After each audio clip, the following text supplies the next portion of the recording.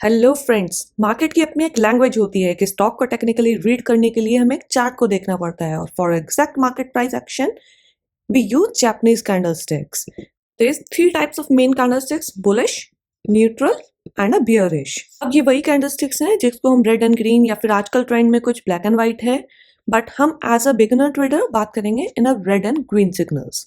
और इन सभी कैंडलस्टिक्स को पढ़ने के लिए हम स्टार्ट कर रहे हैं अपने कैंडलस्टिक्स कोर्स को और this is a part 1 of this course. जब भी एक कैंडलस्टिक बनती है तो उसके पीछे एक साइकोलॉजी होती है बायर्स एंड सेलर्स की। एक पर्टिकुलर टाइम फ्रेम पर प्राइस एक्शन को रीड करना, उसको हम एक candlestick of that time frame से रीड कर सकते हैं और इसी कैंडलस्टिक को समझने की कोशिश करते हैं कि what actually market wants to convey to अस।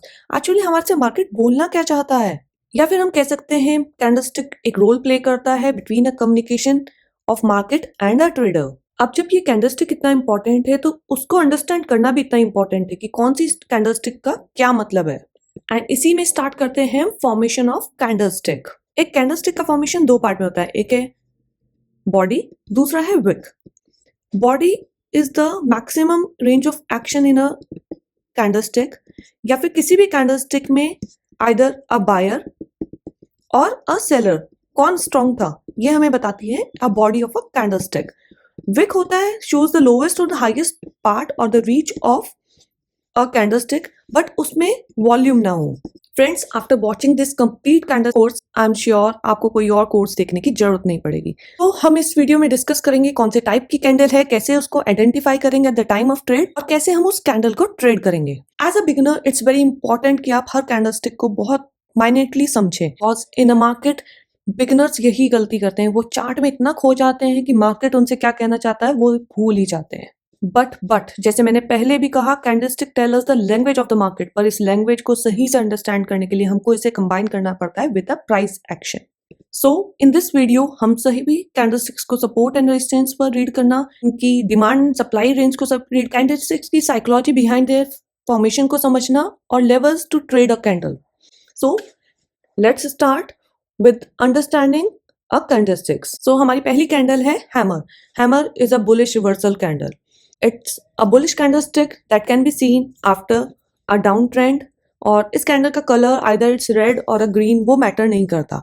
सो ये मोस्टली सभी टाइम फ्रेम पर काम करती है, that is 1 minute, 5 minute, 15 minute, daily और a weekly and even a monthly. जैसे कि नाम ही बताता है हैमर, इट्स लाइक एन हथौड़ा जिसका अपर पार्ट भारी होता है and it's have a stick और can say a wick in it. हम हैमर उसी कैंडल को कहेंगे जहां बॉडी का हमें 2x विक फॉर्म होता हो मिले, मतलब बॉडी से ट्वाइस द विक हो। अब इसका मतलब क्या हुआ कि जब ओपन प्राइस से प्राइस 2 टाइम्स नीचे जाकर और रिटर्न बैक होता है and it closes above the open, it sometimes can be below the open that forms a red hammer, but a price should be twice the lower of the body and उसका एक reversal दिखना चाहिए। वहां पे हो सकता है कि सेलर्स में अब भी स्ट्रेंथ हो, बट वो सेलर्स की स्ट्रेंथ को रिजेक्ट कर देगी इसकी नेक्स्ट कैंडल। अगर ये यहाँ पे रेड भी फॉर्म होता है और अगर नेक्स्ट कैंडल इसके लो को सेव कर एंड हाई को कवर अप करती है with a small neutral candle और अ गुड बुलिश कैंडल, तो ये एक प्राइस रिवर्सल का लिए सिग्नल हो जाएगा। अब इसको ट्रेड कैसे किया जाता है? एक तो जो भी स्टॉक है वो एक डाउन ट्रेंड में हो, यहाँ पे हमारा एक हैमर क्रिएट हो and then we expect a reversal of a price. अब ये हैमर कहाँ क्रिएट हो सकता है? It can be in a demand zone, it can be in a support area. अच्छा, कोई भी हैमर विदाउट अ सपोर्ट और अ डिमांड जोन अगर यहाँ पे क्रिएट होता है, यहाँ पे क्रिएट होता है और यहाँ पे कोई सपोर्ट डिमांड जोन नहीं है, वो यहाँ पर है एंड यहाँ पर एक हैमर क्रिएट होता है, तो इस हैमर को हम काउंट आउट करेंगे and we need to ignore all these hammers. इसलिए हमें for counting a hammer we need to mark out the support and demand zone of a chart. तो जैसे कि मैंने आपको कहा था कैंडल एक स्टोरी को बताती है, तो यहाँ देखते हैं हैमर हमें कौन सी स्टोरी बताती है बायर्स और सेलर्स की। एक्चुअली क्या होता है, कैंडल ओपन हुई एंड इस टाइम पर मार्केट में सेलिंग प्रेशर हाई था जो कि प्राइस को नीचे पुश करा, बट उसी टाइम फ्रेम को कंप्लीट होने से पहले इसमें बायर्स आए एक बड़ी क्वांटिटी में जिन्होंने प्राइस को अपसाइड पुश किया, और उस टाइम फ्रेम के कंप्लीट होने से पहले बायर्स उस प्राइस को ओपन से ऊपर ले जाकर क्लोज कर दिया। अब इसमें एक और चीज हो सकती है कि हमें छोटी सी विक यहाँ पे भी देखने को मिल सकती है. This will also be considered as a hammer only. बस ये 2x होना चाहिए of a body. And this can be a red also, जो मैंने आपको पहले भी बताया. कंडीशन सेम है, 2x होना चाहिए in comparison to the body. अगर आप इसी को साइकोलॉजी वाइज समझोगे तो आप क्लियरली देख सकते हो कि बायर्स ने सेलर्स को हरा दिया in this, and seller totally give away. उन्होंने ओपन से ऊपर प्राइस को क्लोज करा दिया और यहाँ पे मोस्टली अब कोई भी सेलर नहीं है, उन्होंने गिव अप कर दिया है. ये कैंडल आपको जनरली एक डाउन ट्रेंड के बाद मिलेगा और ये हमें एक हिंट देता है of a price reversal. So in a simple language, hammer कभी अलोन प्लान नहीं कर सकता है एक रिवर्सल को. उसको हमें देखना पड़ेगा कि उसकी प्लेसमेंट कहाँ है, तभी वो काम करेगा. फॉर एग्जाम्पल, अगर मैं इसी चार्ट पर देखूं तो इस चार्ट पर हमें 4-5 हैमर कैंडल्स मिल जाएंगी, जैसे कि दिस एंड दिस. तो क्या सभी कैंडल्स ने प्राइस रिवर्सल करा? आंसर इज नो, क्योंकि सभी कैंडल्स की प्लेसमेंट सही जगह नहीं थी. But this candle is at the area of support zone और अ डिमांड जोन. यहाँ पे सपोर्ट लिया था, यहाँ पे सपोर्ट लिया था, यहाँ पे बेस फॉर्मेशन हुआ था, and then a formation of hammer candle. Seeing a down trend, इस एरिया पर भी आके सेलर्स ने प्रेशर क्रिएट करना का सोचा था. But seeing a demand zone, यहाँ पे बायर्स आए और वो बायर्स इतनी क्वांटिटी में थे कि सारे सेलर्स ने गिव अप कर दिया, and this make the price to move upward. Next candle का क्रिएशन हुआ, एक अच्छी बुलिश कैंडल. अब ये तो पता चल गया कि हैमर फॉर्म कैसे होता है, कहाँ पे बनता है, उसे काउंट करना है. अब इसको ट्रेड कैसे करना है? जब भी कोई hammer candle in a area of demand zone और सपोर्ट एरिया बने, तो उसके कंप्लीशन के बाद वी नीड टू सी कि अगला नेक्स्ट कैंडल उसके हाई को ब्रेक कर रहा है या नहीं कर रहा है, एंड विद सेविंग इट्स लो. उसके अगले कैंडल को बनने दीजिए, वो उसका हाई ब्रेक करना चाहिए, लो को सेव रखना चाहिए, लो ब्रेक नहीं होना चाहिए. सबसे बेस्ट होता है नेक्स्ट कैंडल कभी भी 50% ऑफ अ हैमर कैंडल को क्रॉस नहीं करना चाहिए ओवरऑल डाउन साइड. मतलब नीचे की साइड पे उसके 50% को एटलीस्ट सेव करे, वो एक अच्छा कैंडल माना जाता है. और हमारी एंट्री होगी on a third candle, that is at the high of second candle. So अभी क्या हुआ, एक हैमर कैंडल बना at the area of support zone. Next candle ने उसके हाई को ब्रेक किया, तो ये कैंडल एक्टिव हो गया to trade. Hammer candle now is active for a trading.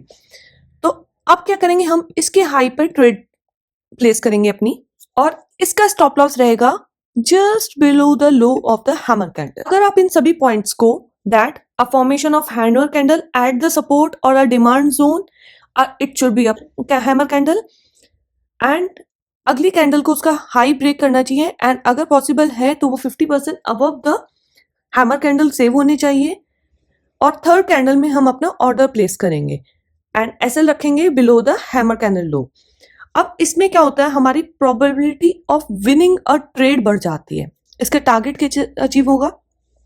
First target is towards the last swing, और जैसे इन केस में नेकलाइन है तो लास्ट स्विंग को हम फर्स्ट टारगेट रखेंगे. Second target will be another resistance zone. और most probably try करना कि आपका जो रिस्क रिवॉर्ड रेशियो है वो 1:2 हो. एक पार्ट का रिस्क ले रहे हैं तो 2 पार्ट का आपका रिवॉर्ड होना चाहिए. अब एक और चार्ट देखते हैं. इस चार्ट में एक stock higher high higher low pattern बना रहा है. वो एक हाई बनाता है, उसको प्रोटेक्ट करता है फ्रॉम अ प्रीवियस लो, और फिर एक नया हाई क्रिएट करता है, और फिर एक अपर लो क्रिएट करता है, एंड देन अनदर हाई. जैसे कि हमने पढ़ा है डाउ थ्योरी में, कभी भी प्राइस एक स्टॉक का इन अ डायरेक्ट ट्रेंड और अ सिंगल ट्रेंड वर्कआउट नहीं कर सकता. उसे एक स्ट्रेंथ क्रिएट करने के लिए रिट्रेस बैक करना पड़ता है, एंड देन यहाँ पे इस एरिया पे दोबारा डिमांड बनाता है, फिर ऊपर जाता है, डिमांड बनाता है. तो यहाँ पे वो अक्यूमुलेट करता है बायर्स को, जो प्राइस को अपर साइड पुश करते हैं, and then it retrace back जब बायर्स कम हो जाते हैं, एंड देन अक्यूमुलेशन.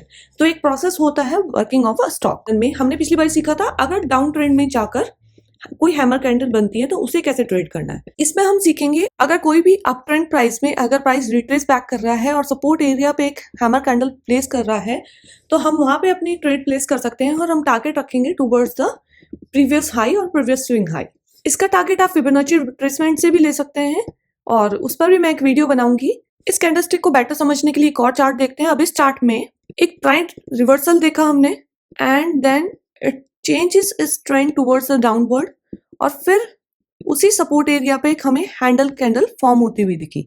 इस कैंडल के फॉर्मेशन के नेक्स्ट कैंडल में हमारी प्राइस एक्टिवेट हो गई एंड एट दिस प्राइस हमने ट्रेड प्लेस करी। अब हमारा स्टॉप लॉस कहाँ रहेगा? Just below the hammer candle. अब इसके हमारे टारगेट्स क्या रहेंगे? First is towards the previous swing high, it's again retrace back a bit, then towards the next swing high and then towards the another swing high. तो आप इसमें जब भी अगर बड़े टारगेट सेट कर रहे हैं like in a bigger time frame, तो इसमें एक चीज का ध्यान दीजिएगा। First risk reward. ऐसा नहीं है कि आपने यहाँ से एक्टिवेट ही रखी ट्रेड अपनी और स्टॉप लॉस आपका यहाँ पे नहीं। जब ये रिट्रेस बैक करके चला था एंड इसने इस स्विंग को दोबारा से निकाला था, तो आपका स्टॉप लॉस अब इस पॉइंट पर होना चाहिए। Same is with this case, जब इसने इस स्विंग को निकाला एंड रिट्रेस बैक करा एंड दोबारा निकाला, तो now our stop loss is at this place. So friends, thank you for watching. अगर आपको कुछ भी वैल्यूएबल कंटेंट लगा हो, प्लीज लाइक माय वीडियो और ऐसी वीडियोस के लिए सब्सक्राइब करें मेरे चैनल ट्रेडर शालिनी को। मिलते हैं अगली नेक्स्ट कैंडलस्टिक पैटर्न की एक नई वीडियो के साथ। Thank you.